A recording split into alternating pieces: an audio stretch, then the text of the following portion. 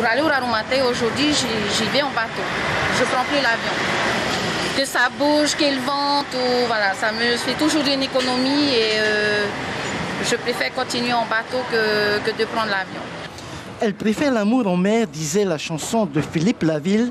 Ce n'est pas faux, mais ça a surtout l'avantage de coûter moins cher qu'un voyage en avion. Tu as ici en fait les tarifs, papeterie Atia. Pour un adulte, c'est à partir de 14 000 francs. Aller et donc aller-retour? C'est un aller-retour en fait. La société Arimiti dessert les îles sous le vent depuis presque un an, à raison de 7 500 passagers par mois, avec 3 rotations par semaine. Il y avait une forte demande depuis des années. On sait qu'il y a eu plusieurs acteurs qui ont essayé, dont nous.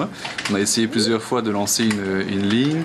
Malheureusement, on n'a jamais eu le bateau adapté, ce qui n'est pas le cas cette fois-ci. Avec la Rimiti 5, on a quand même un outil qui est bien, même s'il est à un certain âge, on doit le changer dans 1 an et demi.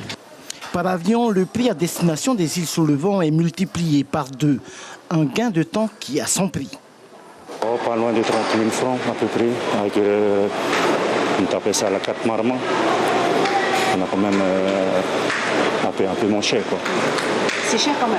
Oui, c'est cher. Mais bon. Vous n'avez pas le choix? Pas le choix non plus. Si on veut venir ici dans la journée même, enfin le plus tôt possible, le meilleur moyen c'est l'avion. Avec une aide de près d'1 milliard octroyée par le pays, la situation financière d'Air Tahiti a changé. Elle consent à baisser sa grille tarifaire, non seulement pour les destinations qui sont rentables, mais aussi pour celles qui ne le sont pas. J'ai fait une réservation pour ma nièce qui passe sur Takapoto. Et alors, le billet est à combien? Le billet est à 21 et quelques mille quand même, un aller simple. Et je trouve que c'est cher pour un enfant de moins de 16 ans. On n'a pas le choix, c'est le seul transport qu'on a pour aller sur nos îles et faire avec. Les réductions seront de l'ordre de 20 à 50% effectives pour la fin du mois de mars. Les réservations peuvent se faire dès maintenant. Dans la situation dans laquelle on est, avec des pertes de l'ordre de 1,7 milliard en 2020 et 1 milliard de l'ordre de 1 milliard en 2020, non, on n'aurait pas pu proposer cette baisse tarifaire. Elle avait été envisagée en 2019, puisque c'était l'année de tous les records pour tous les partenaires touristiques.